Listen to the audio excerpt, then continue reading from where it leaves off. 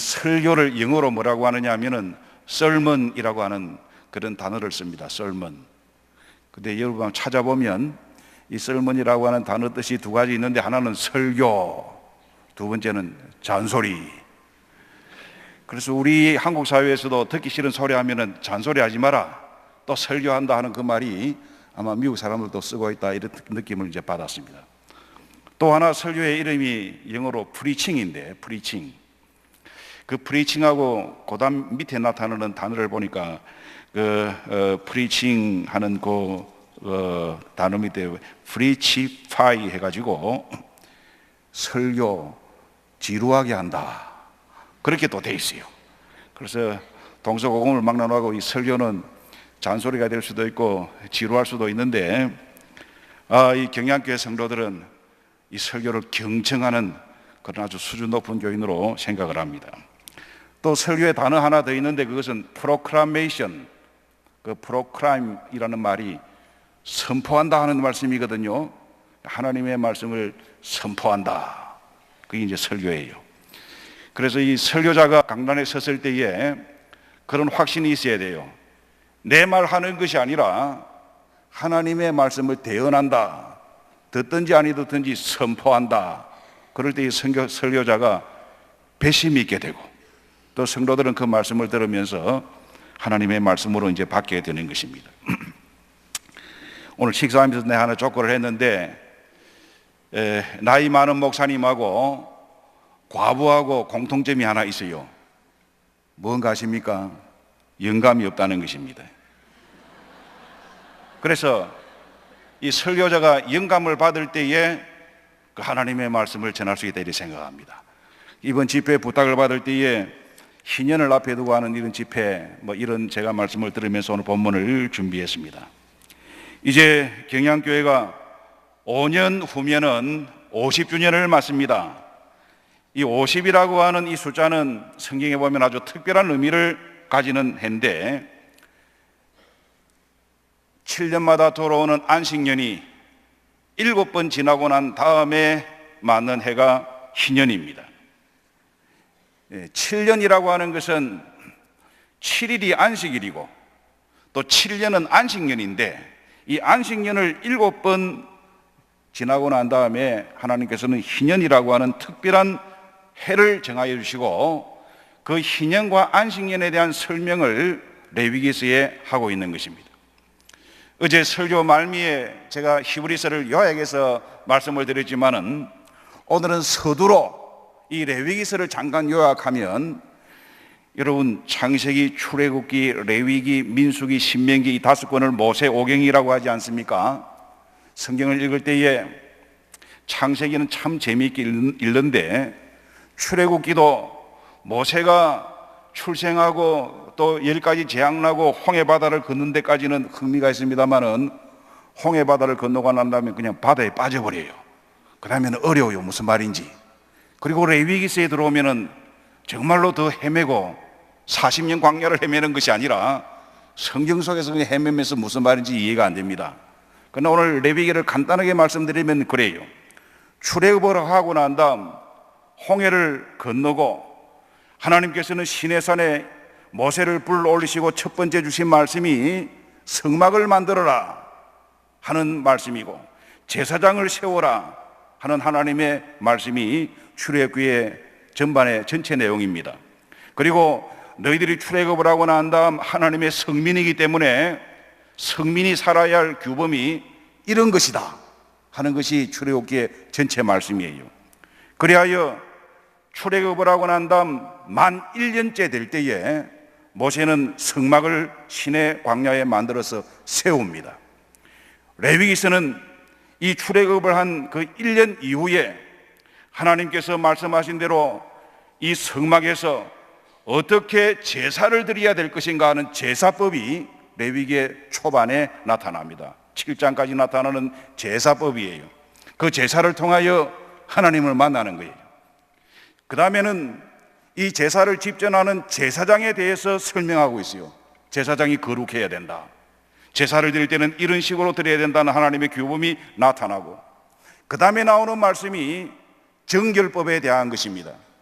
이것이 거룩한 것이니 하나님의 백성이 먹어야 할 것도 있고 먹지 말아야 할 것도 있고, 하나님의 백성이 살아야 할 집이 깨끗해야 되고, 유출병, 나병하는 이러한 피부의 모든 문제에 있어서 정결법에 대한 설명을 하고 있는 것입니다. 그 다음에 내용이 뭐냐면은 하나님의 절기에 대한 설명인데, 그 절기에 대한 설명 가운데 오늘 나타나는 것이 레위기 25장에 안식년에 대한 말씀을 기록을 하고 있고, 그리고 희년에 대한 말씀을 기록을 하고 있고, 바로 그 앞에 보면은 너희들이 꼭 지켜야 할 3대 명절이 있는데, 유월절과 또 장막절과 또 그 맥추절을 지키라 하는 그 절기가 소개되고 있는 것입니다. 이제 성경 여러분 한번 보십시오. 그리고 레위기의 결론이 뭐냐 한번 펴보시기 바랍니다. 뭐 띄워주면 좋지만은 여러분들이 성경을 가지고 있기 때문에 26장과 27장이 마지막 결론 부분인데, 26장 3장에 이렇게 기록을 합니다. 너희가 내 규례와 계명을 준행하면 내가 너희에게 복을 줄 것인데, 철 따라 비를 주고 그 땅에 산물을 내고 밭의 나무는 열매를 맺으리라. 농경사회에 있어서 이것은 큰 축복입니다. 그리고 12절에 있는 말씀에 보면은, 11절 보면은 내가 내 성막을 너희 중에 세우리니 내 마음이 너희를 싫어하지 아니할 것이며 나는 너희 중에 행하여 너희 하나님이 되고 너희는 내 백성이 될 것이라. 너희들이 내 계명을 지키면 내가 너희에게 복을 주고 너희는 나의 백성이 되고 나는 너희의 하나님이 될 것이다. 그렇게 말씀을 하고, 레위기의 27장 맨 마지막 부분에 보면은 30절부터 나타나는 말씀이, 너희들은 하나님 앞에 11조를 드려야 된다. 땅의 소산물로부터 시작하여서 너희들의 생축에 첫 태어난 것까지 하나님 앞에 드려야 된다 하는 제사와 헌물에 대한 것이 이 레위기의 마지막 결론이 되는 것입니다. 그러니 시간적으로 보면은 이 레위기는 10년, 20년 그 기간에 기록된 것이 아니라 출애굽을 하고 성막을 만들고 난 다음 그들이 시내 광야를 떠나서 행진하기 바로 그 직전, 하나님께서는 백성들에게 주신 말씀이 하나님 앞에 어떻게 예배를 드려야 되고 하나님 앞에 어떻게 절기를 지켜야 되고 하나님 앞에 어떻게 바쳐야 하고 하는 이런 하나님을 만나는 그러한 중요한 과정으로서 예배와 제사에 대한 것, 그것이 하나님의 명이고 그것을 지킬 때에 내가 너에게 복을 주겠다 하는 이 축복이 여기에 약속으로 나타나는 것입니다. 그러니 이 안식년 제도는 하나님께서 명령한 명령입니다. 안식년을 지켜라. 레위기 25장에 나타나는 이 안식년의 규례가 안식년을 지켜라. 7일 동안 여세 동안 열심히 일하고 마지막 날 7일에는 안식일을 지키라. 그것이 십계명에 나타나지만은 안식일뿐만 아니라 안식년도 지켜라 그렇게 했어요. 지금 우리가 이 안식일을 주일 개념으로 안식 후 첫날이 예수님이 부활하신 날이기 때문에 우리 신교 기독교에서는 이 주님이 부활한 날을 안식일의 개념으로 지킵니다. 주일날 쉬고 그날은 하나님을 만나는 날이고 하나님께 예배드리고 성도의 교제를 나누는 날로서 이 안식일을 지는데, 이것은 창세기에 기록된 대로 하나님의 명이고 하나님께서는 여세 동안의 모든 것을 만드신 이후에 마지막 7일은 거룩하게 하시고 그날을 복되게 하셨다 그랬어요. 여러분들이 주일을 잘 지키는 이것은 만세복음, 우리의 삶에 복을 받는 그 하나의 중요한 그 시간적 스케줄이 되는 것입니다. 그뿐 아니고 오늘 읽은 이 말씀에 보면 레위기 25장 방금 말씀드린 대로 안식년을 지키라고 하였는데, 이 안식년은 땅을 쉬게 하는 것입니다. 농경사회에서 땅을 쉬게 하고 씨를 뿌리지 않지만은 저절로 태어난 것들을 너희들이 수확하지 말고 오고 가는 가난한 사람들이나 나그네들이 먹고 들 짐승도 그 밭에서 수확하는 것을 먹을 수 있도록 버려두어라. 그래서 여러분, 하나님이 안식년에 땅을 쉬게 하는 것이나 타작을 할 때에 한 귀퉁이를 남겨두고 또 이삭이 땅에 떨어진 것을 줍지 말라고 하는 것은 구약적 하나님의 배려로서 지금의 팀 문화라고 할 수 있어요. 가난한 사람을 배려하고, 나는 당회장 목사님과 식사를 몇 차례 하는 가운데에 목사님이 미국으로 생활한 것뿐만 아니라 그리스도인으로서 꼭 식사에 서빙하는 사람들한테 이렇게 팁을 주는 것을 내가 여러 차례 보았는데, 그 성경적 생활에 어울립니다. 여러분들이 팁을 주는 거 좋아요. 택시 타고 나서도 잔돈 끝까지 안 받고 좀 더 주는 것이 좋은데, 택시를 타고도 안에 같이 아이고 권사님 집사님 하면서 교회를 한참 하고 난 다음에 이야기를 하고 난 다음 나머지 잔돈 받으려고 기다리고 있으면, 뭐 이 교회는 그런 분들이 없겠지만 우리 교회는 택시 기사들이 좀 있었어. 그런 이야기를 많이 해요. 뒤통수를 대고 교회 안 가겠다. 내가 참, 이런 이야기를 듣습니다. 이것은 안식년 제도에 하나님께서 가난한 사람을 배려하고 땅의 지력을 소생시키는 그런 하나님의 특별한 뜻이 있고, 또 영적인 의미로서 하나님의 백성들이 우리가 추구하고 살아가는 그 삶의 마지막 목표가 땅의 소산이 아니라 하나님의 나라의 안식이 우리에게 있다는 것을 영적으로 깨우쳐주는 그런 의미가 있는 것입니다. 히브리서 4장에 보면은 이 안식에 대한 그 신학적 영적 교훈을 분명히 말씀을 하는데, 너희는 두려워하여라. 하나님의 안식에 들어갈 날들이 하나님의 약속으로 우리에게 있지만은 너희 가운데에 이 약속에 이르지 못하는 자들도 있다. 그러니 너희들이 복음을 받은 자들이 들은 것으로 끝을 내지 말고 너희의 믿음과 결부를 지켜서 하나님의 영원한 안식에 들어갈 수 있도록 노력을 하라 하는, 이것이 히브리서 4장에 나타나는 주제가 되는 것입니다.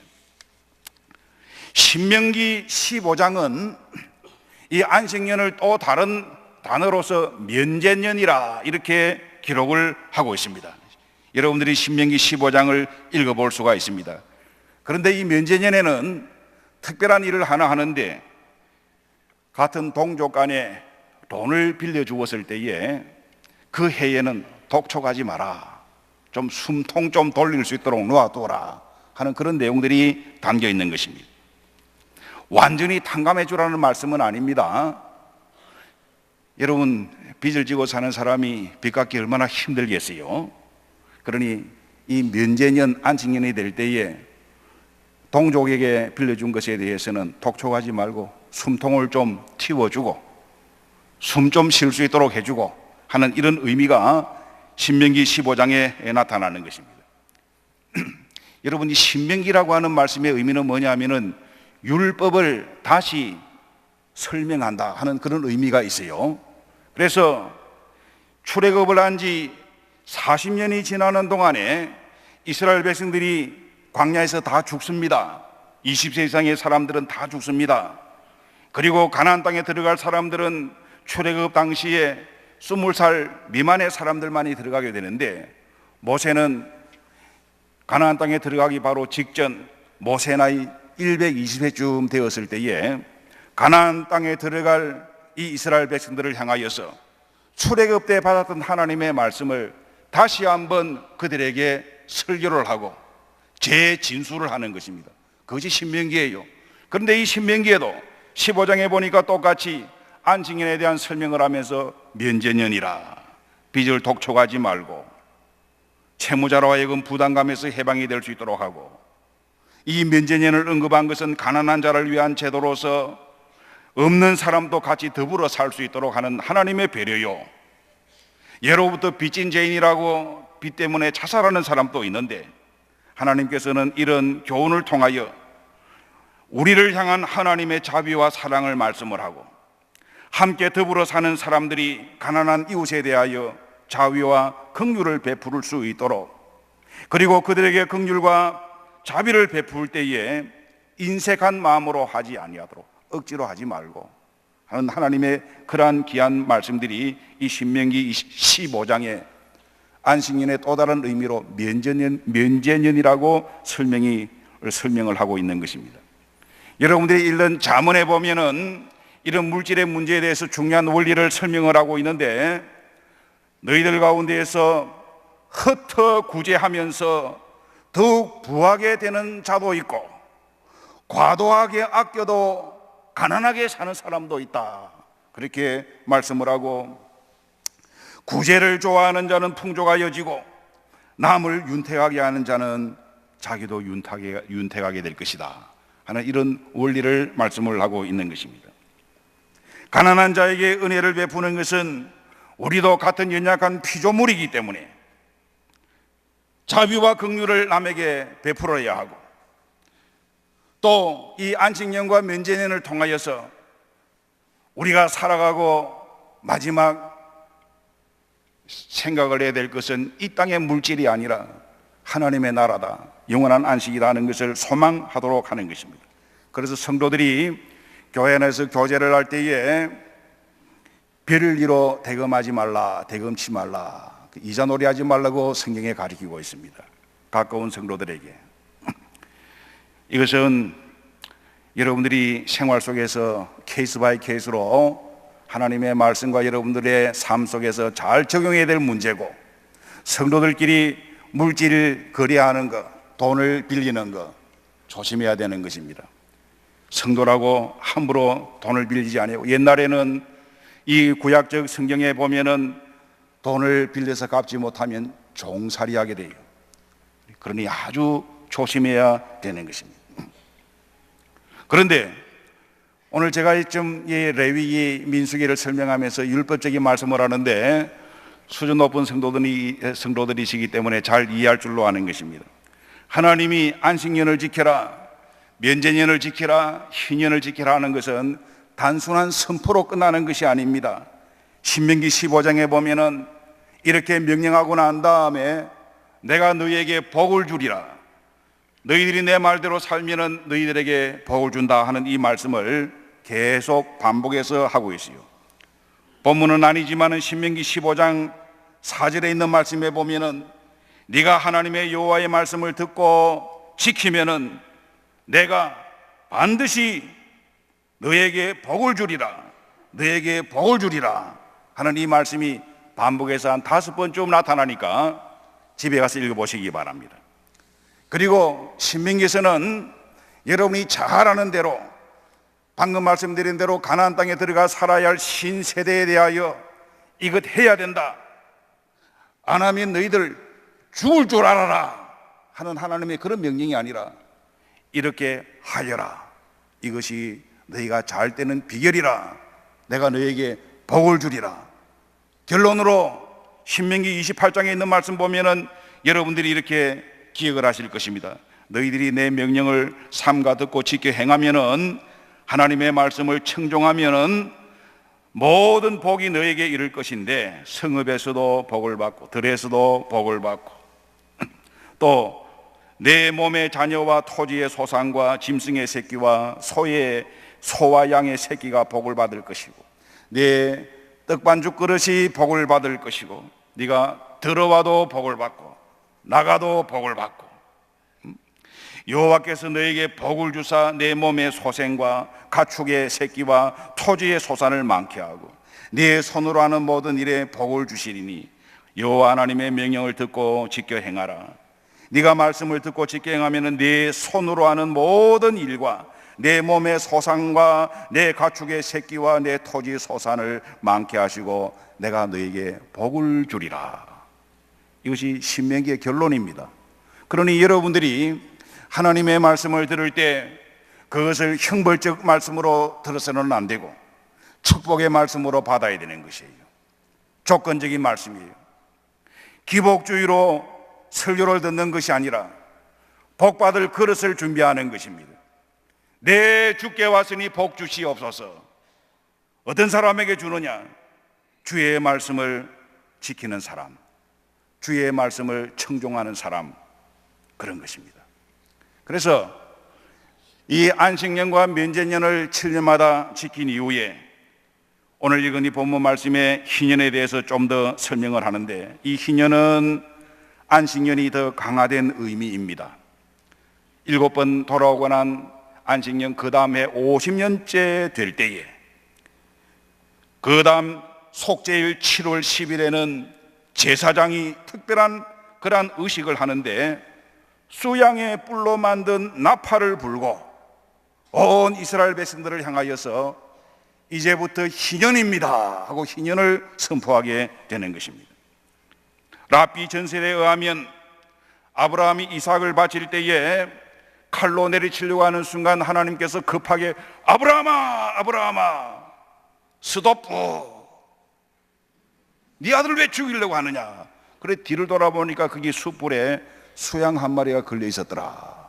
그래서 아브라함이 수양을 잡아서 이삭을 대신하여 하나님 앞에 제사를 드렸는데, 여러분, 이 수양의 뿔이라고 하는 히브리어가 요벨이라고 하는 단어입니다. 히브리어로 요벨. 그래서 희년을 요벨이라고 불러요. 기쁨의 큰 소리로 나팔을 소리를 불면서 수양의 뿔로 이에는 희년이라, 요벨이라. 유대민족이 가나안 땅에 들어간 그때로부터 기산을 하여 50년마다 지키는 해입니다. 그런데 이 희년은 아주 특별한 해로서 기쁨의 해고, 빚을 지고 살았던 사람들은 동족들에게서 빚에서 해방이 되고, 가난하여 집을 팔고 또 밭을 팔아서 남에게 다 그냥 소유로 만들어버리고 빈털터리가 되었던 사람들은 그 희년이 되면은 다시 원상복구하여서 그 땅을 찾을 수가 있는. 그래서 저는 이 성경을 읽고 주석적인 것으로 보았을 때에 이 희년이 지금 또 유대 사회에 계속되고 있느냐 하는 것은 잘 모르겠어요. 될 수가 없는 것은 이스라엘 백성들이 바벨론 포로에서 돌아오고 예수님을 십자가 죽이고 난 다음 2000년 동안 디아스폴라, 전 세계에 흩어졌기 때문에 지금까지는 그렇게 지킬 수가 없었겠지요. 그러나 이 희년이 구약시대에 지켜지고 있었다고 하는 것은, 알 수 있는 것은, 여러분 룻기를 읽어보면 그 나오미가 나오지 않습니까? 나오미의 남편이 엘리멜렉입니다. 베들레헴에 살고 있던 엘리멜렉과 또 나오미가 흉년이 들었기 때문에 모압으로 피난을 가서 거기에서 아들들을 결혼을 시키고, 그런데 이 베들레헴에서 떠나왔던 이 엘리멜렉의 가족이 거기서 우환을 당하여 남편도 죽고 두 아들이 죽습니다. 결혼을 시켰던 두 아들이 죽고 두 자부만 남았는데 나오미가 두 자부를 다리고 베들레헴으로 돌아옵니다. 큰 자부는 돌아가고 나오미가 룻만 다리고 돌아왔을 때에 이 룻이 볼이 타작하는 시점에 남의 밭에 가서 이삭을 줍지 않습니까? 우연히 들어간 그 밭이 보아스라고 하는 사람의 밭입니다. 그래서 나오미가 룻에게 이야기를 합니다. 이 보아스는 너의 시아버지의 기업을 물을 자다. 기업을 물어줄 자니까 내일 또 너는 딴 밭에 가지 말고 보아스의 밭에 가서 이삭을 줍도록 하라. 그래서 이 보아스가 룻을 측은히 여기고 사랑하는 마음이 있어서 이렇게 말합니다. 내가 너의 시아버지의 친족으로서 기업을 물을 수 있는 자이긴 하지만은 나보다 더 가까운 근족이 있는데 그가 기업 물을 권리를 포기한다고 하면은 내가 당신의 시아버지의 기업을 물러주겠다. 기업을 물러준다 하는 이 말은 히브리어로 고엘, 대속한다 그 말씀이요. 대신 사준다. 예수님이 우리를 위하여 대신 죄값을 지고 죽었다는 그것도 고엘입니다. 우리를 대속했다. 그 사람의 빚을 대신 갚아주는 게 그게 고엘이에요. 그래서 이 보아스가 룻을 아내로 삼고 그리고 아들을 낳았는데 그 아들이 오벳이고 또 오벳이 이새를 낳고 이새가 다윗을 낳지 않습니까? 그러니 이 보아스, 룻이 놓았던 이 오벳이 다윗의 증조 할아버지가 되는 예수님의 족보를 이루는 그 기사를 사사기 끝이 난 룻기에서 읽어볼 수가 있어요. 가나안 땅에 들어간 지 300년쯤 되었을 때 일입니다. 그러니 그 시대에 이 희년의 제도가 지켜졌다는 것을 알 수가 있어요. 지금 안식년에 대한 것도 7년마다 지켜지는지는 잘 모르긴 하지만은 한국에 있는 대학 교수나 여러 교수들이 안식년으로 연구를 하고 하는 것을 보면은 이 안식년이라고 하는 그러한 전통이 유대 사회에서 계속 지켜져 내려왔다는 것을 알 수가 있는 것입니다. 안식일은 물론 더 말할 필요도 없는데, 여러분들이 텔레비전에 혹 그런 여행 프로를 보면은 지금 시오니즘으로 이스라엘을 다시 창립한 이스라엘 백성들은 지금 안식일을 철저하게 지키고 있습니다. 안식일 날 문을 닫고 상점에서 일하던 사람들이 과일이나 이런 것은 밖에 내놓고 나그네들이나 지나가는 사람들이 먹을 수 있도록 그 성경의 원리를 실천하는 것을 제가 본 적이 있습니다. 희년은 안식년이 7번 돌아오는 그런 특별한 해입니다. 제가 이제 미국에 몇 차례 여행을 해보았는데, 필라델피아에 아주 중요한 그 여행지가 독립기념관이 있습니다. 그 독립기념관에 들어가면은 볼 수 있는 몇 가지가 있지만은 그 가운데 가장 그 인상적인 것이 자유의 종이라고 하는 것이 전시되어 있습니다. 1681년 영국의 찰스 왕이 이제 미국에 도착한 이민들에게 총독으로 땅을 다스리게 하였는데, 윌리엄 펜이라고 하는 사람에게 이 필라델피아 그 지역에 있는 땅을 통치하도록 했어요. 그래서 그 통치하는 그 땅의 이름을 펜실베니아 주라고 부르는 것은 그 통치하는 총독의 이름이 펜이라고 하는 사람이고, 또 필라델피아 그 지역에는 숲이 아주 좋습니다. 나무가 굉장히 울창합니다. 그래서 라틴어로 숲이라고 하는 말, 실바라고 하는 말을 그냥 합성을 해서 펜의 숲이라, 그렇게 해서 주 이름이 펜실베니아라고 되었다고 합니다. 지금도 펜실베니아는 아름다운 숲의 도시입니다. 1701년 이 펜이 그 땅을 통치를 하면서 이런 이상을 이제 자기가 선포합니다. 나는 이 땅을 자유로 통치하겠다. 신앙의 자유를 찾아온 그 이민들, 그러나 그 당시에는 생각할 수 없는 단어입니다. 자유, 생소한 말인데 나는 자유로 이 땅을 통치하겠다. 그리고 50년이 지난 1750년에 펜실베니아에 살던 주민들은 이 펜을 기억하여서 종 하나를 영국에 주문 제작을 했어요. 그리고 그 종에다가 글귀를 써넣는데 레위기 25장 10절에 있는 이 말씀입니다. 그 말씀은 이 해를 거룩하게 하여 전국 거민에게 자유를 공포하라 하는 이 말씀을 거기에 새겨 넣었어요. 제가 가서 읽어보았어요. 이후 이 종은 나라가 중요한 일이 있을 때마다 그 종을 올렸습니다. 1776년 미국 독립선언 때에도 종을 쳐서 올렸고, 그리고 남북 전쟁을 마치고 난 다음에 노예 폐지론자들은 이 종을 들고 전국을 순회하면서 종을 쳤는데, 그때 그 종에 쓰여져 있는 글귀를 발견하고 그 종의 이름을 자유의 종이라고 선포를 했어요. 조지 워싱턴 생일 때 1846년인데 이 종을 하도 많이 쳤기 때문에 금이 가서 더 이상 칠 수가 없었기 때문에, 그래서 그것을 지금 독립기념관에 보존을 하고 있는데, 여러분 이 펜실베니아는 미국의 13주 가운데에 가장 으뜸이 되는 주라서 그 주의 닉네임이 뭐냐면은 키스톤 스테이트, 미국의 가장 그 출발이 되는 키스톤 스테이트로 그렇게 명명이 되어 있는 것입니다. 50년은 의미가 있어요. 자유를 선포하고 50년은 하나님의 그 레위기에 쓰여 있는 그 말씀의 정신이 담겨 있는 것입니다. 이 희년의 참된 의미가 조금 더 살펴보면은 이 희년의 참된 의미는 회복입니다. 회복. 잃어버린 것을 다시 찾는 회복입니다.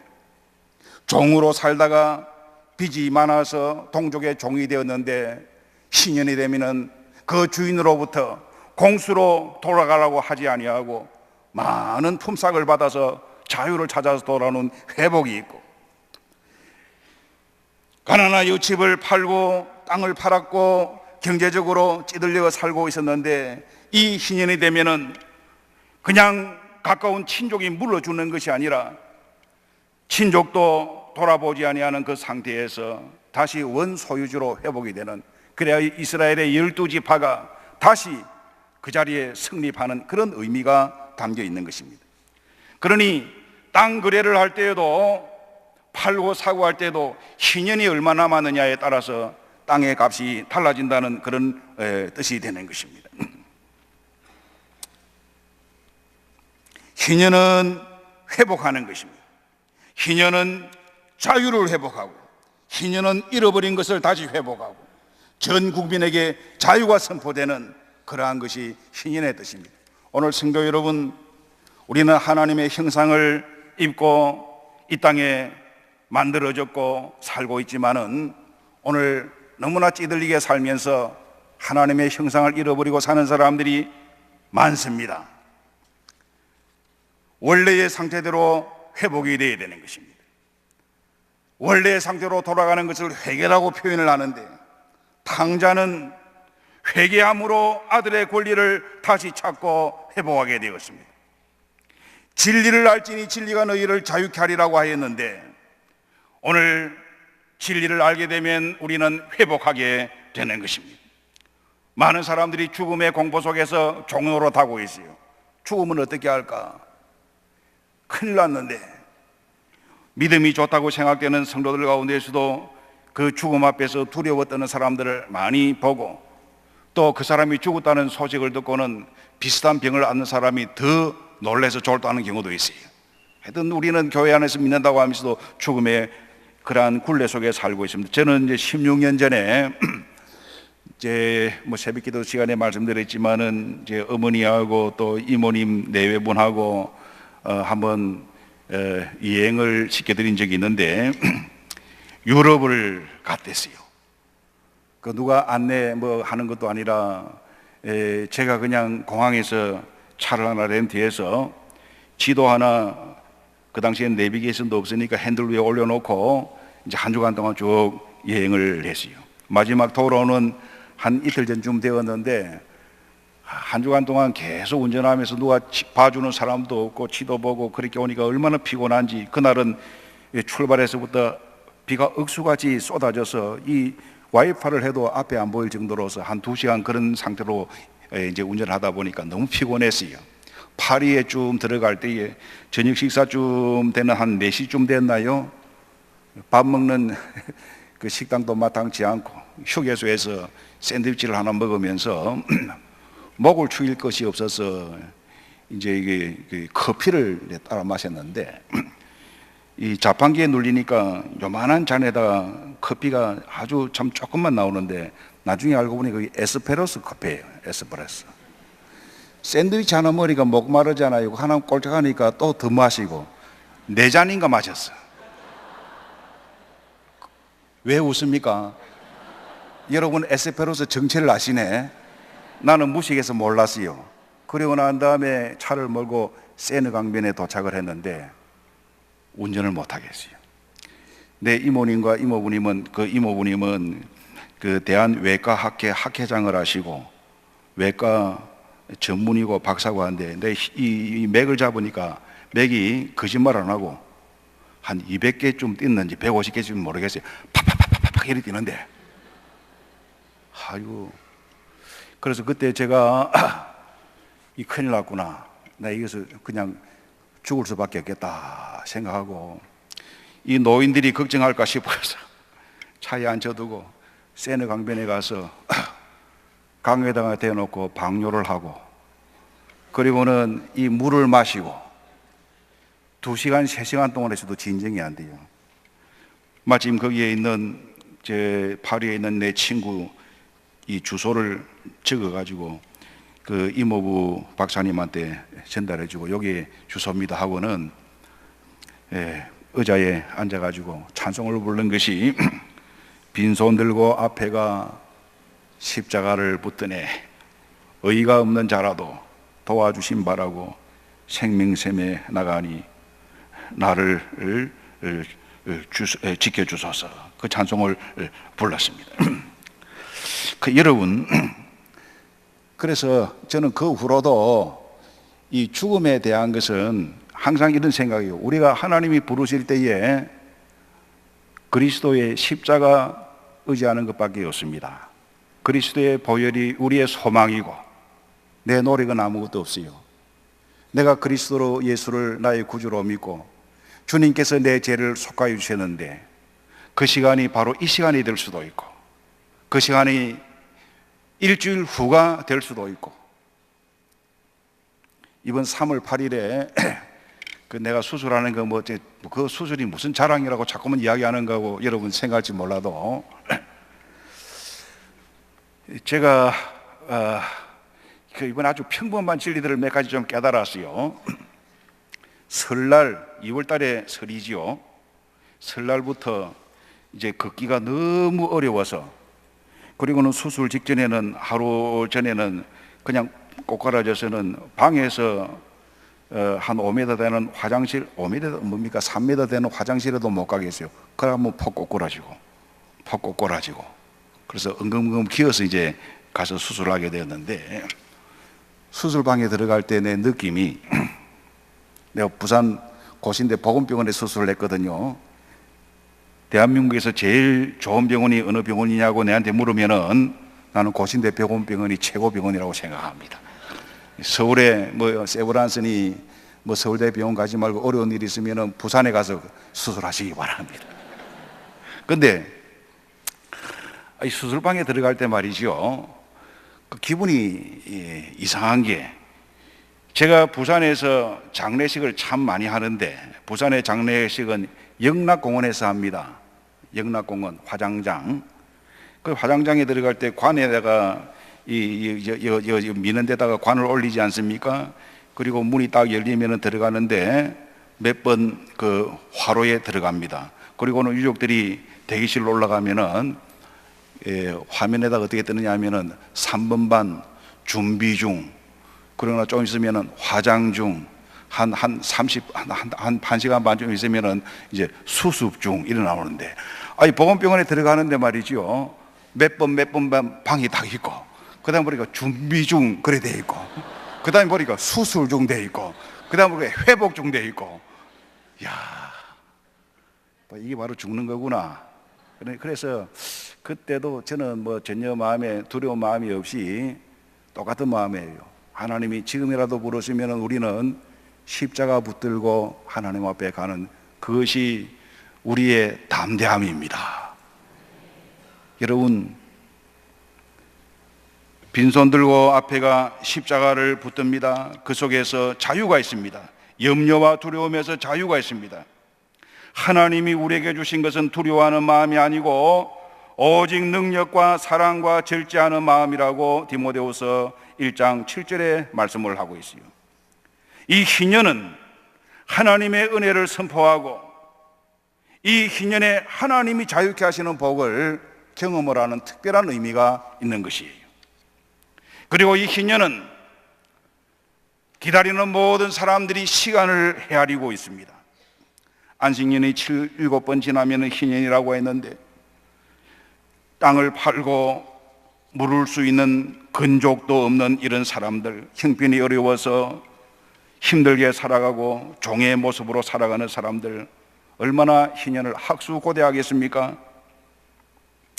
시편 90편의 모세의 기도로 나타나는 그 말씀을 읽어보면은 우리의 연수가 70이요 강건하면 80이라도 하나님이 우리에게 나를 계수하는 지혜를 주시옵소서. 80이라도 인생은 고난과 슬픔밖에 없습니다. 80년 인생 가운데에 희년을 딱 한 번 정도 경험을 할 기회가 있는 것입니다. 지금 경양교회는 희년을 계수하고 있어요. 희년 헌금을 준비하고 있고 그 희년이 5년 후에 있어질 것인데 아마 여러분들은 경양교회를 섬기면서 여러분의 평생의 희년은 한 번입니다. 의미가 있는 거예요. 희년해 주시는 하나님의 축복을 여러분들이 신앙생활뿐만 아니라 여러분의 가정과 산업에서 누릴 수 있기를 바랍니다.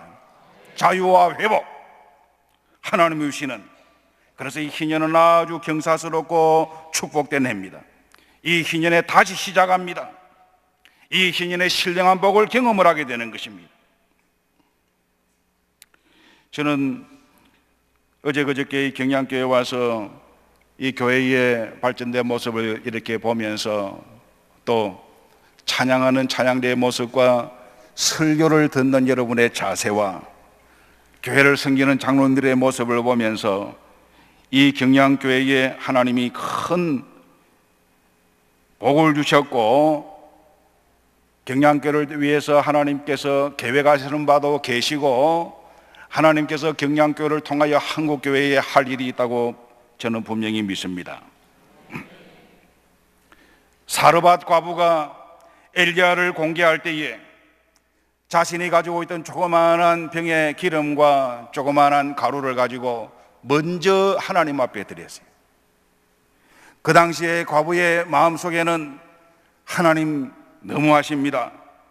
뭐 이거 조금 남은 거 가지고 저 엘리야가 내한테 먼저 갖다 주고 먼저 그래 하라고 하는데 갖다 주고 나면 나는 먹을 것도 없는데 이대로 죽으라는 말씀입니까? 아마 그런 답답한 마음이 있었겠지만은 하나님 앞에 하나님의 종 앞에 먼저 바칠 때에 이 사르밧 과부는 가뭄이 끝날 때까지 기름이 마르지 아니하고 가루가 끊어지지 아니하는 축복을 경험을 하게 된 거예요.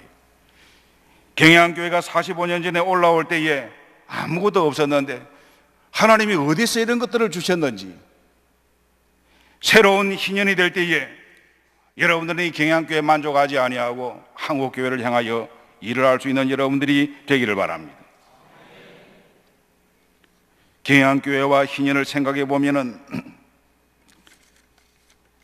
5년 후에 날짜를 지금 헤아리고 계신데 저도 경양교회의 세월을 헤아리고 있는 사람입니다.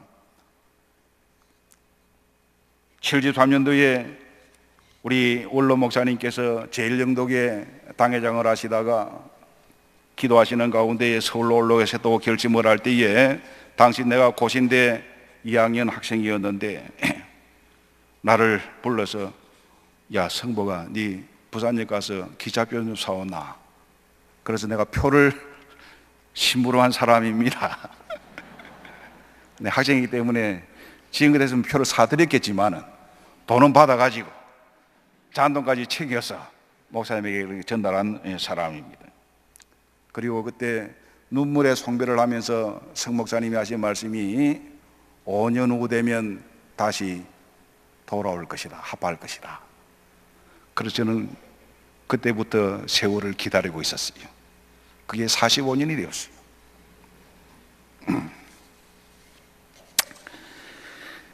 저는 이 말씀을 준비하면서 경양교회가 하나님 앞에 이 나라를 위하여 가지고 있는 그러한 특별한 뜻이 있다고 생각합니다. 작년 2017년도는 종교개혁 500주년 기념주일이었어요. 저는 2017년 전에 1년인가 2년 전에 독일을 방문해서 거기에 있는 목사님과 함께 종교 유적지를 쭉 한번 돌아본 적이 있습니다. 그전에도 물론 방문한 적이 있지만은 안타깝게 생각하는 것은 마틴 루터 그리고는 스위스의 쭈리히에 있는 쯔빙글리 그 두 사람의 나이는 1살 차이로 동년배입니다. 그리고 켈빈 제네바의 켈빈 프랑스 사람이지만은 이 사람들이 종교개혁을 일으켰는데 아쉽게 생각되는 것은 마틴 루터와 쯔빙글리가 힘을 합했으면 오늘 유럽의 판도가 달라집니다. 오늘 세계의 기독교가 달라진다고 생각합니다. 그런데 쯔빙글리와 마틴 루터는 조그마한 신학적인 견해 차이로 인하여서 분열을 하게 되었어요. 그것은 성찬에 대한 경애입니다. 뭐 공제설이면 어떻고 기념설이면 어떻습니까? 그런데 쯔빙글리와 루터는 그 문제 때문에 합하여지 못하였어요. 쯔빙글리는 그 이후에 스위스에서 종교개혁을 일으키다가 그 지역에 있는 그 로마 카톨릭의 여러 도시들과 전쟁을 하게 되고 그래서 전사를 하고 맙니다. 쭈리에 있는 찌빙글리 교회 앞에 가서 그것을 또 한번 생각한 적이 있습니다. 그래서 그 결과가 독일의 남부권 그쪽은 지금 다 종교개혁이 이루지 못하고 로마 캐톨릭 교회가 장악을 하고 있고, 독일의 북부 지역은 루트란 자치 개신교가 지금 자리를 잡고 있어요. 그와 함께 이그나시오스 로욜라라고 하는 이 사람이 트렌트 종교회의 반종교개혁을 일으켜서 제주이트 교단 예수회를 창립을 하고, 그들은 세 가지 모토로 교황에 대해서는 절대 순명하고 그 명을 받아들이고 복종한다는 말씀이요. 그리고 우리는 청빈하고 깨끗하고 그리고 순결하고, 이 세 가지 모토하에 개신교를 굉장히 탄압을 하는데 무력으로 탄압을 하고, 그래서 유럽의 개신교회는 부분적인 열매만 맺게 된 것입니다. 한국의 서강대학교도 제주도 교단에서 세운 학교에, 그 학교에서 특별히 매스컴 신문방송국 이것이 70년대부터 이제 많이 선구적인 그런 학과가 되었기 때문에 한국의 언론을 아마 그 출신들이 다 잡고 있다고 생각합니다. 한국 교회가 나누어지면 안 됩니다. 작은 지역적인 것을 덮어두고 힘을 합하여서 연합할 때에 하나님이 영광을 받으시고, 예수님도 제자들을 보낼 때 결코 혼자 보내지를 않았습니다. 바울이 바나바와 함께 갔고, 바울과 바나바가 서로 나누어졌을 때에 바울은 실라와 함께하고, 경양교회는 경양교회 한 교회로서 한 교회가 할 일이 아니라 지금 교단적인 일들을 하고 있지만은, 그러나 이 자리에 머물지 아니하고 경양교회가 신인이 될 때에 한국교회에 대해서 일을 할 수 있는 발판을 가지시기를 바랍니다. 이 신년은 축복의 해입니다. 바벨론 포로 생활 70년이 끝날 때에 바벨론의 포로 생활하던 유대인들이 다시 돌아오게 되었습니다. 그들은 꿈에도 생각하지 못하였던 현실이었어요. 그래서 그들이 바벨론의 포로 생활을 할 때에 얼마나 신앙적으로 갈급하고 영적으로 힘이 들었던지 바벨론 강변에 버드나무에 검은고를 걸어놓고 수금을 걸어놓고 우리가 시온을 기억하며 울었도다 그랬어요. 그리고 해방되어서 예루살렘으로 돌아올 때 그들이 불렀던, 성전에 올라가면서 부르는 찬송이, 하나님께서 우리를 포로에서 돌이키실 때 우리가 꿈꾸는 것 같아도다. 생각하지도 못한 일, 계획하지도 못한 일인데 하나님께서 이 일을 이루어졌습니다. 그리고 찬양하면서 예루살렘을 향하여 올라오게 되었습니다.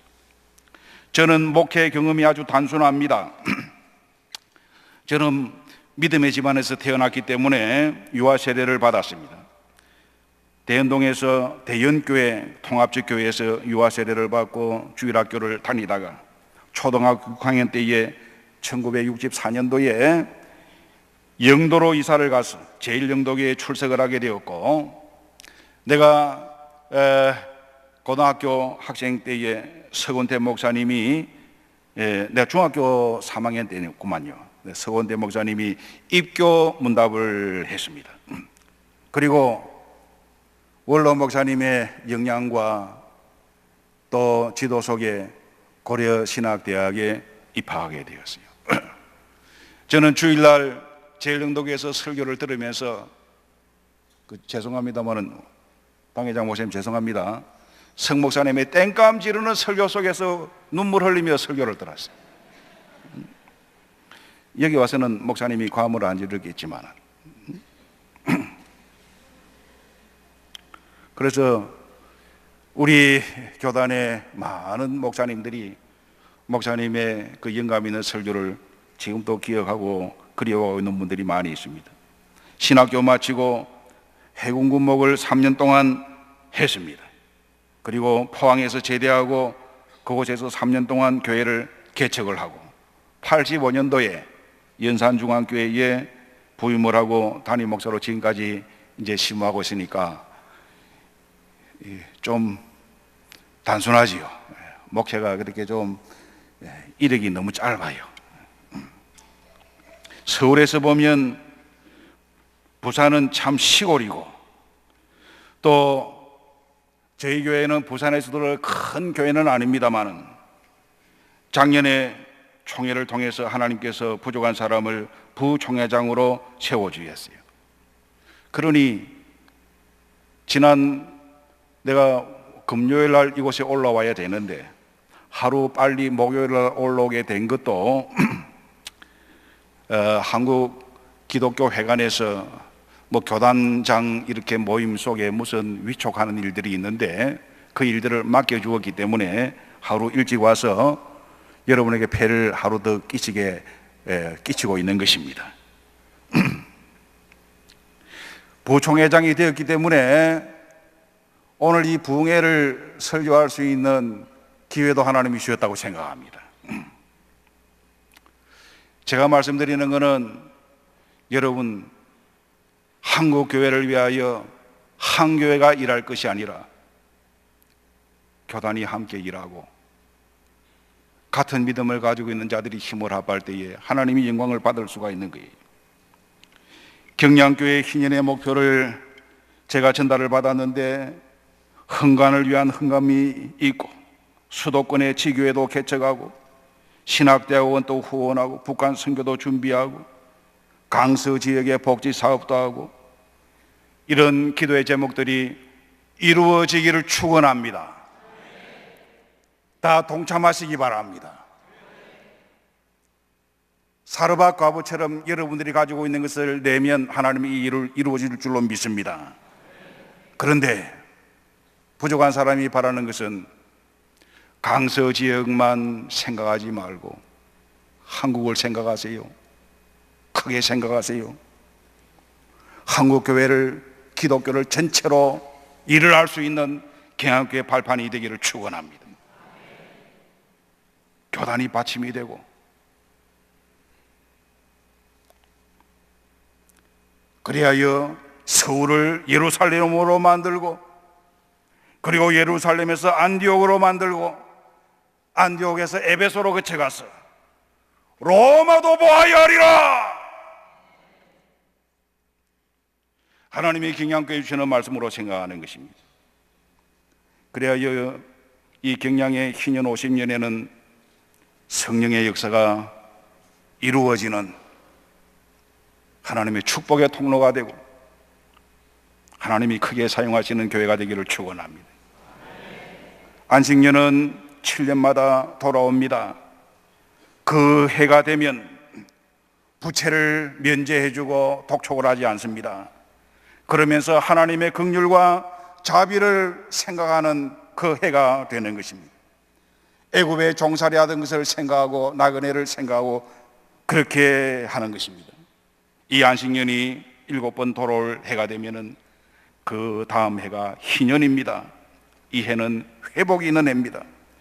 종들에게는 자유가 선포가 되고 경제적으로 박탈당한 자는 기업을 무르는 복을 받게 되고 하나님의 은혜로 대속 고엘의 축복을 받게 되는 것입니다. 경양교회 참된 희년의 축복을 준비하는 뜻깊은 집회, 오늘 여러분들이 희년을 준비하는 성도로서 하나님이 받음직한 아름다운 성도가 되기를 축원합니다. 기도드리겠습니다.